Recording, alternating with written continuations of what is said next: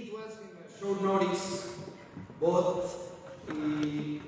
we spent all this week on a forum about climate change and about the economy of clean technology and energy. And we invited for that forum Dr. Pachauri. Dr. Pachauri, as you may know, he is the leader of the war against climate change. He actually chaired the United Nations panel on climate change for many years. And because of that work, his organization was awarded the Nobel Peace Prize in 2007. It is not many days in Mexico that we can have a Nobel Prize winner with us. And when I was listening to him during these days, I said, Mr. Williams, we need to have him with the ASF students. You at least need to have a chance to interact with him and listen to him. Because, at least for me, that I have been 18 years in public service, listening to some of his ideas were really striking. One of those, and I just want to give 3 brief ideas and let him speak and interact with you. One of those was that for at least 2 decades we have been talking about climate change, and there's a lot of conscience about it, and there are a lot of countries that have agreed on reduction of emissions, but the result is that today the planet is still warming. We haven't made it yet, and that is striking, because what we need to do is massive, and we only have 4 or 5 years as a window of opportunity. After that, there's little we can do, and that means we need to change many things of our day-to-day, including our consumption model. For example, Dr. Pachauri was telling, how long does a pair of jeans last? It can last 20 years. Well, if you don't get fat. But it can last 20 years. But we buy new pair of jeans. All of you know how often we buy a pair of jeans. But Dr. Pachauri can tell you a little bit more about it. Another striking thing is that your generation, if everything works well, you're going to live more than 100 years. And children that are going to born in 2040 will have a life expectancy probably of 150 years.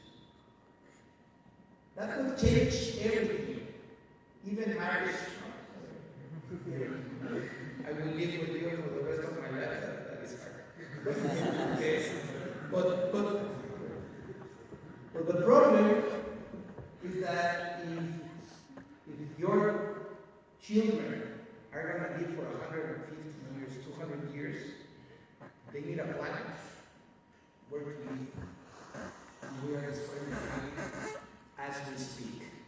So having the champion of climate change here today with our community, it is a real privilege.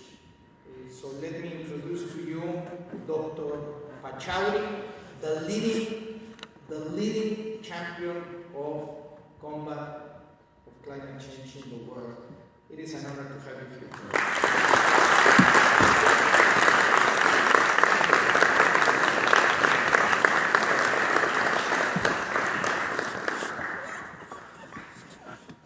Secretary Solomon Chernovsky, Mr. Matthew, young friends, staff of the school, Mrs. Chernovsky, and the 2 wonderful children who I believe are students of this school. And I think all of you should feel deeply privileged to be in this school, because what you learn over here, what you imbibe, and what you get motivated by is going to face, is not only going to shape the future that you carve out for yourself, but also the future of human society. And I think, as Secretary Chernovitsky has mentioned, we have only one planet to live on. Yes, you have all kinds of schemes. You have Mr. Elon Musk, who you know is producing the Tesla automobiles. You have people like Richard Branson, who is the chairman of the Virgin Atlantic Airlines, planning on sending a number of people into outer space, some planet or the other. But so far, we haven't found a planet where human life can exist and thrive. In any case, how many people can go there? Maybe a few billionaires can afford a trip, and possibly all of you will be billionaires. But the fact is, we will have billions and billions of people living on this planet, and we need to create conditions by which they don't curse us. They don't curse our generation for having ruined things to such an extent that the water that we drink, the greenery that we have become accustomed to, the air that we breathe, becomes so terribly spoiled, so polluted, that we will find it very difficult to exist. And frankly, that's the direction in which we are going. And what are the reasons for this happening? Well, first, look at the growth of population. In the year 1900, the population of this planet was about 1.5 billion. By the year 2000, it had increased to 6.1 billion. And this increase is 3 times the increase that has taken place historically before the year 1900. That means the number of people we added to living on this planet in the 20th century was 3 times what has been added since the beginning of creation. Now that would be all right if we lived in harmony with nature, because nature is very generous. Nature has enormous capacity to take a lot of nonsense from us. But I think we've now reached a point where it can't take the kind of nonsense that we are up to. It can't take the huge footprint that we are imposing on nature today. And what's this footprint? Well, we're cutting down forests, rainforests, which are the lungs of this planet. We are polluting our rivers.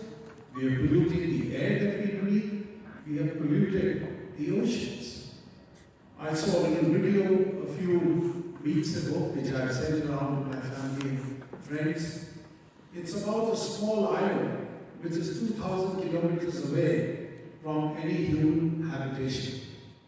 And there are no human beings living over there. It's in the Pacific. But there's a large number of birds. But the tragedy is that a great percentage of those birds is dying. And someone who is very concerned went there to find out. And he cut up the dying birds to see what was wrong. And he found pieces of plastic, he found pieces of metal, and all kinds of things that human beings have been dumping in the oceans. So just imagine, all of that has carried 2,000 kilometers away and has ruined the lives of a very important part of nature. Birds, tigers, polar bears, they are all part of nature. And one thing we must remember is that if you disturb one part of nature, it has an enormous impact on other elements of this beautifully integrated and beautifully balanced system. I mentioned to another group of students the fact that 3 years ago, they found that the population of bats in the northeast part of the US had gone down to 0. And they were very worried. Now you may say bats are of no use to us. But the fact is, bats eat a lot of insects. That's what they did. And the fear was that if these bats die, then the insects will multiply. And if they multiply, you're probably going to get a lot more disease because a number of insects are carriers of disease. So I think we have to be very conscious of the fact that this beautiful creation that we have, this planet Earth on which we live and which supports all forms of life, is something which is in a very delicate balance. I'll just tell you, if you look at forests, for instance, it provides shelter, it provides livelihoods, it provides water, it provides fuel. To guess how many people in this world? Can anybody guess how many people are dependent on forests for all the things that I mentioned? Few, sorry? Can anybody guess? How much?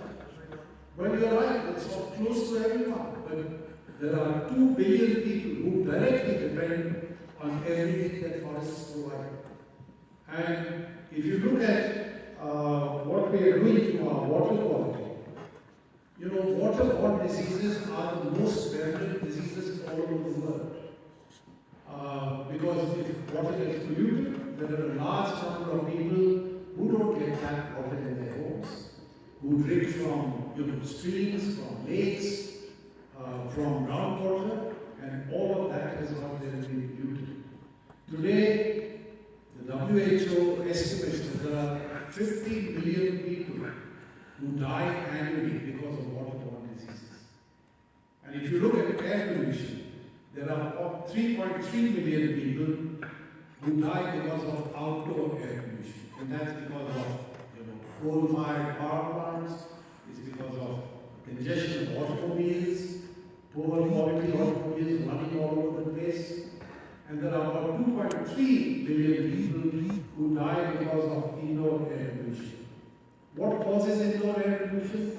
Well, if you look at the reality, there are about 2.7 billion people on this planet who use biomass for cooking. They use twigs, they use leaves, they use animal dung to cook their meats because they have no access to any other form of energy. And you know, when they cook, there's a lot of smoke that's generated, it goes into their lungs, and therefore you have a large number of deaths, and more than that, you have a large number of people who are sick. They may not die, but they remain sick for years together because all their pollution goes into their lungs. I also want to mention the fact that there are 1.3 billion people in this world who have no access to electricity. You know, we're very fortunate. I can see your bright, eager faces because we've got so much light over here. But can you believe it? There are people in the world, 1.3 billion people, who have never seen an electric bulb in their homes. So what do they do when the sun goes down? Well, they'll get a candle, they'll get a kerosene lamp, or some such device by which they get a flicker of light, just a little bit of light. And you know, that also leads to a lot of pollution because you're creating light by combustion. You're burning something or the other to give you light. And when you burn something, obviously there will be emissions of pollutants that are produced. So, you know, we are living in a world where things are really going in a direction that's going to make life very difficult. And I'm coming to the final part, and that's climate change. You know, since industrialization began, we had Stevenson and James Watt who developed the steam engine. And that was a remarkable innovation because prior to that, how did people produce goods and services? Well, they used their muscles, they used their body power, or they used animals. It was animal power that was being used. But with the invention of the steam engine, it became possible to run factories where the steam engine would give you all the energy for running machines. Machines became more sophisticated. And now, of course, we have electricity. So electricity gives us a lot of motive power. But how do we produce that electricity? Well, the bulk of the electricity all over the world is produced by burning of fossil fuels, coal, oil, natural gas. And what does that do? Well, that produces, in emissions of carbon dioxide and other gases.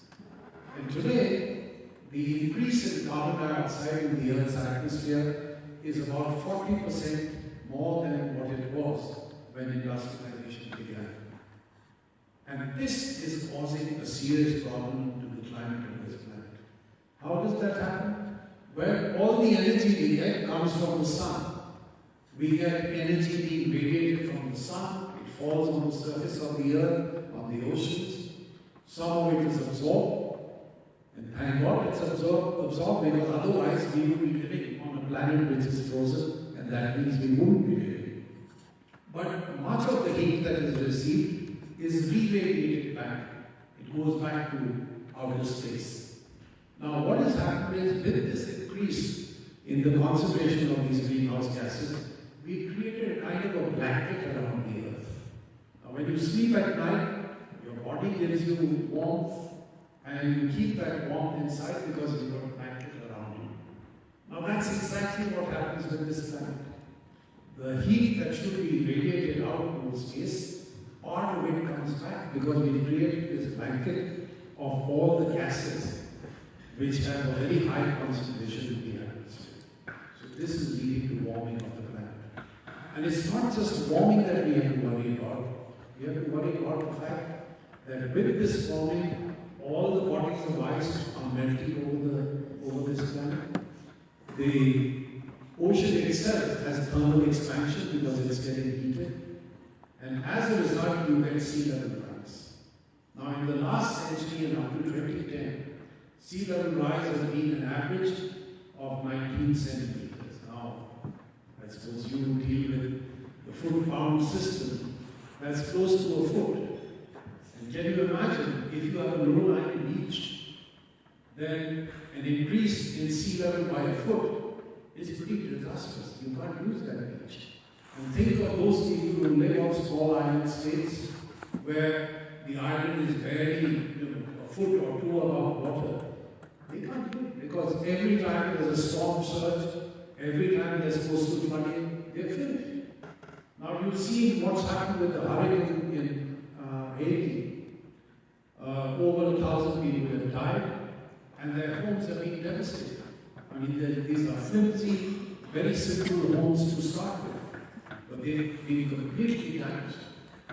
So sea level rise is one of the impacts of climate change, but we also have extreme events like heat waves.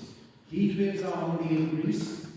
Extreme precipitation events are on the increase. That means you get heavy rainfall in a short period of time, and that leads to floods. You get flooding. There's also an increase, at least in the Atlantic Ocean, of cyclone activity or hurricanes. And that's going to be a serious threat, particularly for this part of the world. The Caribbean region, Central America, and even Mexico. And even parts of North America, in the US, for instance. So, I'd like to submit that we need to do something about this. Why should we do something about it? Secretary Chertorivsky mentioned that you all are going to live a long time. Your life expectancy will be much, much higher than ours because modern science and so many other inputs make it possible for us to live medically for a long period of time. So you need to be concerned about what's going to happen to planet Earth over the next 70 to 80 years at least, if not longer. And if I can tell you, if we don't do anything about this problem, if we don't reduce the emissions of greenhouse gases, then by the end of this century, you will have sea level rise of about 1 meter, that's more than 3 feet. You will have temperatures of about 4.8 degrees Celsius, now that's roughly 9 degrees Fahrenheit. And a large part of the ice that you have on Greenland and the Antarctic region could collapse and fall into the ocean, and that will lead to a sea level rise of 7 meters. So we don't want this Earth to suffer this kind of catastrophe. And we have to do everything possible to make sure that we cut down on these emissions. How can we do that? Well, I believe you can can certainly cut down on the use of energy. You have to use energy more efficiently. Now, when you are at home, make sure that the thermostat for air conditioning or heating is set at a level which doesn't really waste energy. It gives you the level of comfort that's just adequate, but not more than that. And you should also make sure that all the lighting that you have in your home consists of LED. And if you move from one room to the other, don't leave the lights on while you're in another room. So I think basically it requires a change of attitude. And most importantly, it requires a change of lifestyles. As Secretary Chertorivsky mentioned, we are wasteful. We waste so much. I mean, we buy clothes just because you go to a shopping mall, you get dazzled by what you see in the shop window, and if you have enough pocket money, you go and buy it yourself, or you tell your parents, I want to get so and so thing.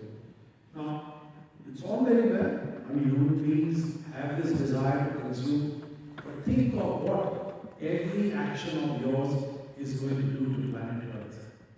Because to produce those pair of jeans will take a lot of energy.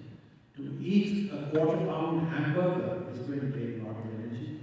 I can tell you something, you can look this up in the National Geographic magazine of August. To eat a quarter-pound burger means you're going to consume 460 gallons of water to produce that quarter-pound burger. So, everything you consume, everything that's produced, you need to ask yourself, am I increasing the burden of my footprint on planet Earth? So I launched something called the POP movement, Protect Our Planet. And this is focused on the youth of the world. And I'm very privileged that the first country where we have launched this is Mexico.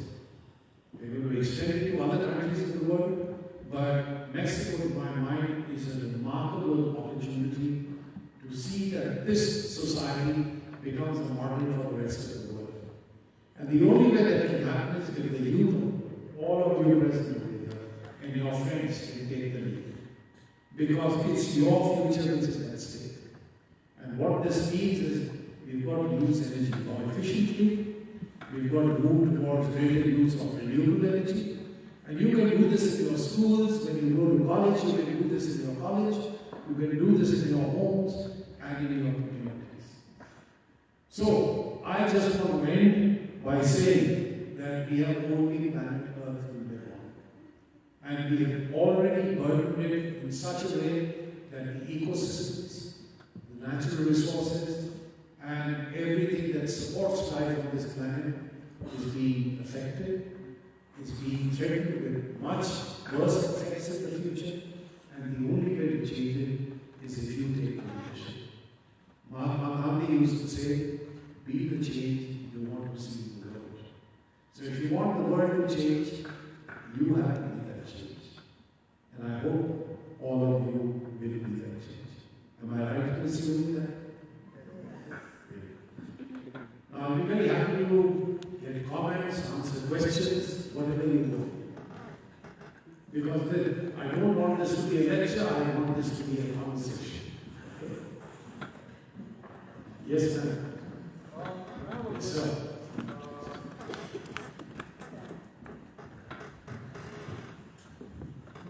So, why do you think that, regardless of the extensive evidence there is out there, that people still argue against the existence of climate change altogether? That's a very good question. There are two major reasons. Firstly, you have vested interests. There are people who are making easy profits. I could say this would be for production of oil, selling of oil, coal, automobiles, those who are in the highway business. Their short-term welfare is linked to continuing with business as usual.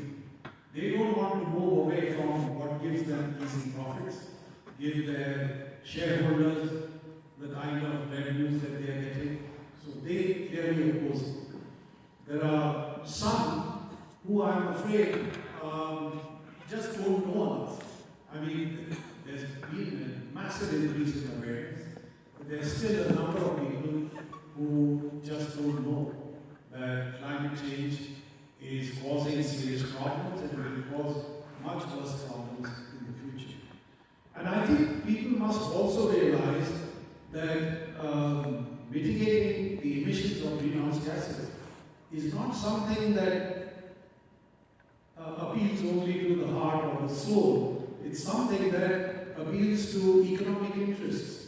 Because look at what is the devastation that has taken place in Haiti. Look at the devastation that took place with Hurricane Katrina in New Orleans, or Superstorm Sandy, which hit New York and the northeast part of the US.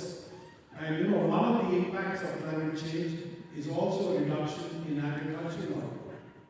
So, you know, we're going to have a planet with over 10 billion people by the middle of this century, perhaps, it could be 9 billion, but much less production of food. So it's also in our economic interest to move in this direction.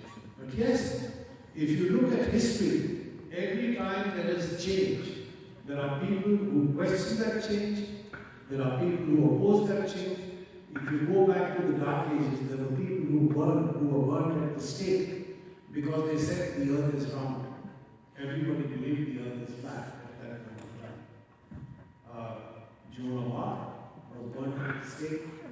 And you know, this is something that those who are in favor of change for good, rational reasons have to accept. You make enemies, you make people who resist change, but change will occur. And it will occur because you folks are going to bring about that change. Yes, I'll go to the back and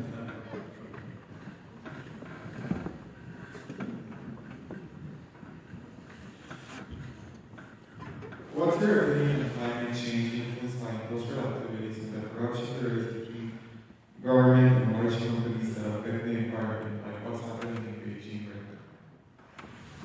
now?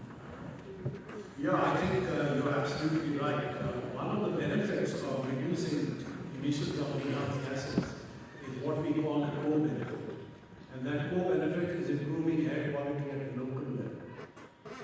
You're probably aware that when the Beijing Olympics were held, for several hundred miles around Beijing, they had to shut down factories. And I've been to Beijing a number of times. Most of the time you can't see the sky. It's so great. So I think what we need is a very different pattern of industrialization. I mean, industrialization must take place. I was talking to a colleague of the secretary. He went to an event yesterday where I believe Mexico has got a new aircraft, Dreamliner. Now, this is manufactured, I mean, the body of it has got very little steel. Most of it is other material. So, you need to move to substitutes that are not going to use a lot of energy or which can be produced with renewable sources of energy. And I think industrialization is to change direction. And frankly, human society has that ability, has that capacity to bring about that kind of change. So we need to innovate, we need to come up with things that are able to give us the goods and services that we want. I mean, if you take an automobile, perhaps moving to electric automobiles is an improvement.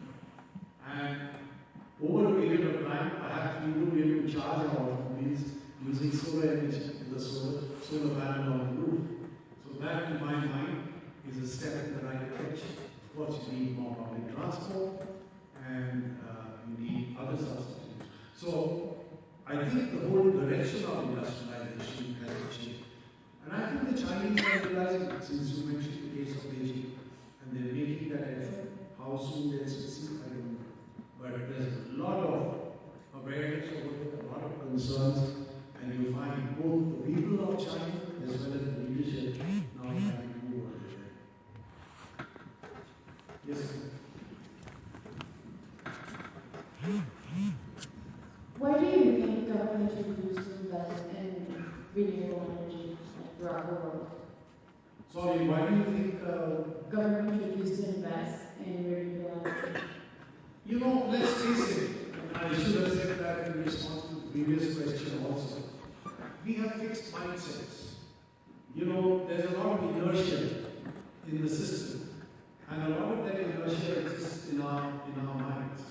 We've become so accustomed to a particular pattern of development.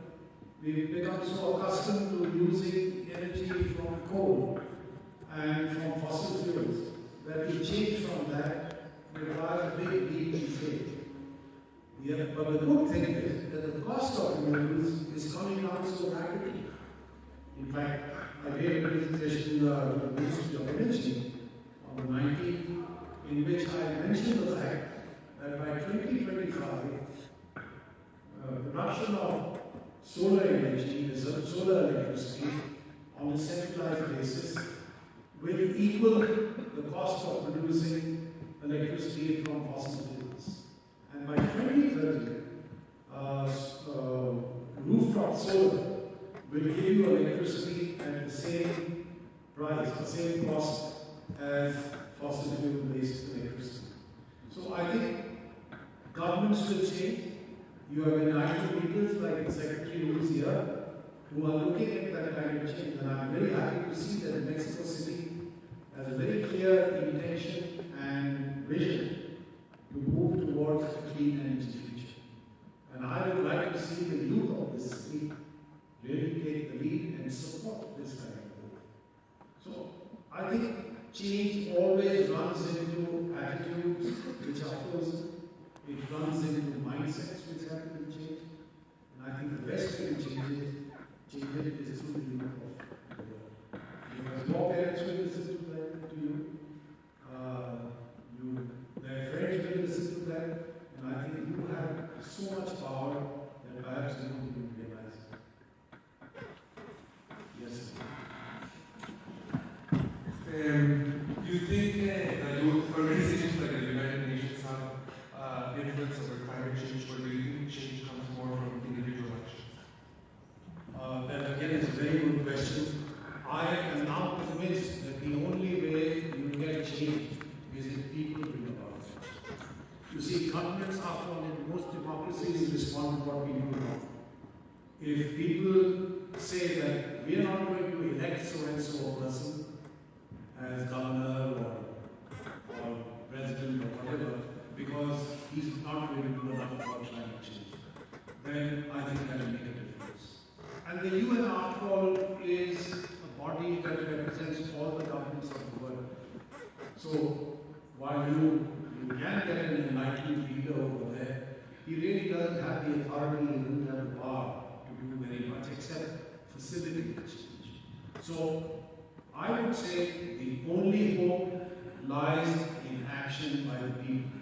And among people is the 1.8 billion young people between the ages of 10 and 24 who are really going to be the leaders of this change.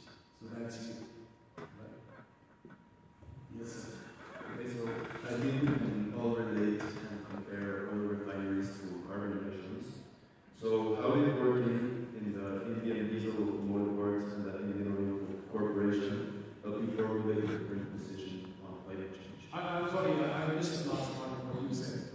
Okay, so how did working in major oil refineries okay. and oil companies in India help you formulate your decision? You know, several years ago, I was on the board of directors of the Indian Oil Corporation. And the very first meeting we had, I said, look, you guys have to change. You're not an oil company, you should become an energy company. And I was able to convince the board that they should become also a renewable energy company. So I said, the first thing we should do is spend a day at a retreat where we talk about how to move towards renewable energy. And there was a lot of work that was done in the research and development establishment of that company. They came up with biofuel solutions and so on. But I'm sorry to say that that's just petered out. And this happens so often. If you look at the global oil company BP, and you know, they were responsible for this terrible oil spill in the Gulf of Mexico. When Lord John Brown was the CEO of the company, you You had full-page ads. I mean, this used to be known as British Petroleum. Full-page ads saying that BP stands for Beyond Petroleum. And he really started spending money in the area of renewable energy. But then when he left that organization, they changed direction completely. You know, unfortunately, people have a very short-term outlook. They worry about profits only in the next quarter. They're not looking at what's going to happen in the next quarter century. And I think that's what we need to do. So to answer your question, I'm not satisfied with what is happening in India. I'm not satisfied with what is happening over there. And I think it's developing countries that are blindly following what is happening in the developed world. They're not using their minds, they're not using their culture or their tradition to define a path of development that would be far more suitable to their conditions, to natural resources around them, and so on. One of the problems with this type of development is that the gap between rich and poor is growing very rapidly. And you, ladies and gentlemen, are from privileged families. You have to be acutely conscious of that. The secretary is, and you know, it's because he has a conscience. He realizes that as a responsible official, he owes it to society that, you know, these disparities must not increase, and if anything, they should disappear. You cannot have a stable, peaceful society on planet Earth if you have huge disparities and huge gaps between rich and poor. We must do that. Yes, ma'am, and then you, sir. Go ahead. So, in your introduction, it was mentioned that in 4 years after, that in 4 years, the window to fix all these issues is going to be closed, and there's going to be very little we can do. So, what is your opinion on the Paris Agreement, which is set as a long-term goal, and it's going to start from 2020? And also, I was wondering, the US and China together pay 40% of the global emission, and Donald Trump has plans to discontinue the participation of the United States in the Paris Agreement. So, what do you think the outcome of the US not participating in the Paris Agreement will be? Very good set of questions. Well, firstly, let me say that the Paris Agreement is a step forward, but it only opens up an opportunity for countries to do what is expected at the global level. And I am convinced that unless we bring about change in the next 4 or 5 years at the most, we would make it very difficult. And there is a term that is used, an overshoot scenario. That means you overshoot where you should be, and then you have to bring about a very drastic and rapid reduction in emissions. And that will be beyond our capabilities. You will need technologies, you will need changes that are going to be far more drastic. So it makes great sense to do this in a very carefully planned and deliberate manner.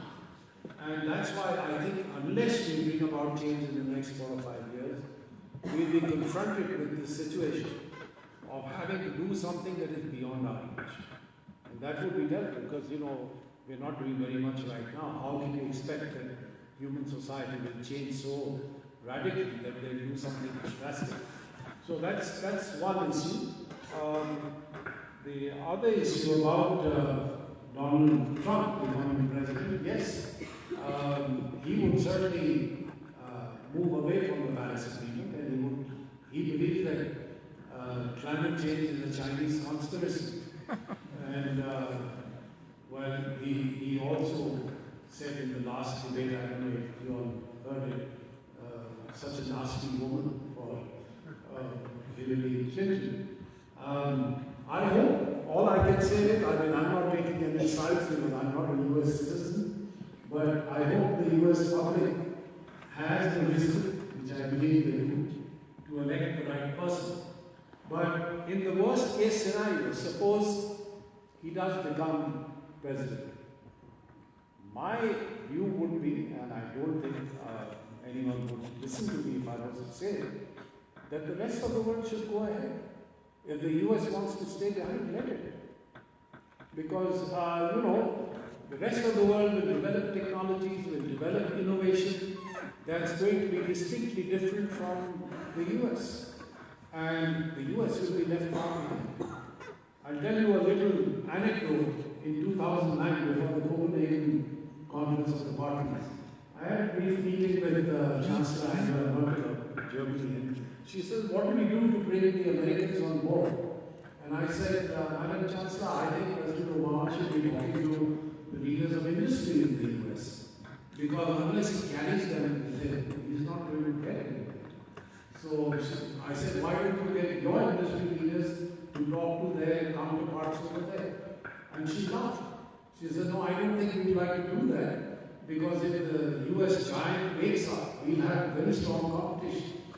So the point I want to make is, if the rest of the world moves in a particular direction, and the US does not, who's going to lose? It's US industry that will lose.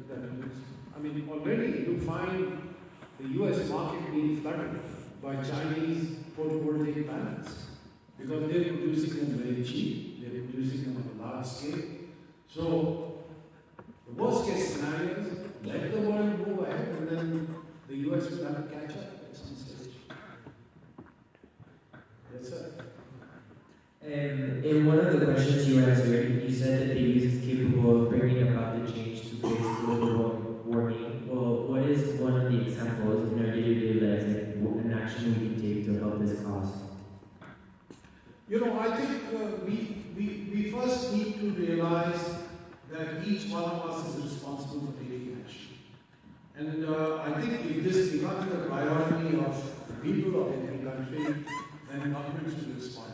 Governments will set policies, will put in place regulation by which, like we're talking about industry, you will see that industry doesn't pollute more than a certain amount, or maybe nothing at all. You have to make sure that power generation, for instance, moves as quickly as possible away from fossil fuels to renewable sources. But in our own personal lives, as I said, we can use energy far more efficiently in the home, in the school. And again, I'll give you an example. There was a young high school student in India who came for an internship to my institute. He spent 2 months with us, and he was so highly motivated that he went back to his school, which is the largest private school in New Delhi, and started a movement to cut down on energy use. And in 6 months, they have reduced their electricity bill by 20%. So, you know, these are things that you can do in the home, you can do in the school, you can do in colleges, and you should also voice your views, voice your beliefs. It's your future which is at stake. And if you all get vocal on these issues, then governments will also change. You will have better transport, you will have better industry, you will have better commercial establishments that are more conscious of what they should be doing to deal with climate change. Thank you very much, Professor. Okay, well. How do you think poverty? One last question. Okay, one last question. This has to be the last one, yes. The last will be the best. Right? How do you think poverty and lack of education are affecting any movement or project against climate change? You know, people who are poor, who are just worried about their next meal, if you tell them that, you know, the primitive cook stove that you have is polluting, it's using too much firewood or whatever, they really don't have the means to do anything about it. As a matter of fact, the poor are going to be the worst affected from the impacts of climate change. You've seen that in Haiti. I mean, it's a poor country. Now, when you have a hurricane hit the coast of Florida, then everybody gets early warning, and people board up their windows, they get into their vehicles, drive away somewhere which is safe, they'll spend 2 or 3 or 4 days somewhere else, and then come back to their homes. So, lives are safe, property is protected, but poor people, they live in shacks, they live in little huts, and if a storm hits one of these places, they're finished. And this happens even with small-time farmers. You see, climate change brings about prolonged droughts, brings about floods, and therefore their crops are completely damaged if at all they grow, and they're left nowhere. So, you know, the poor are really going to be affected. And, you know, I'll quote something that Gandhi is credited with having said. He said, "You must live simply so that others can simply live. Right?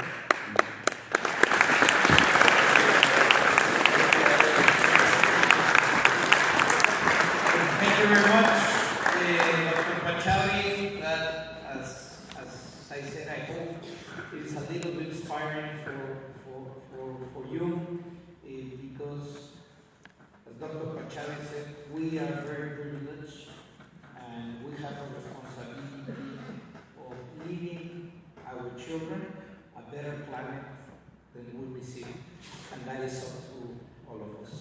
Thank you very much, and Mr. Williams said we have to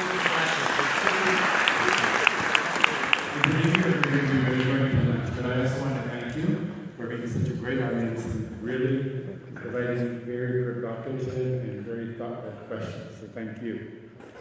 Have a great lunch, and we'll see you at homecoming tonight, right?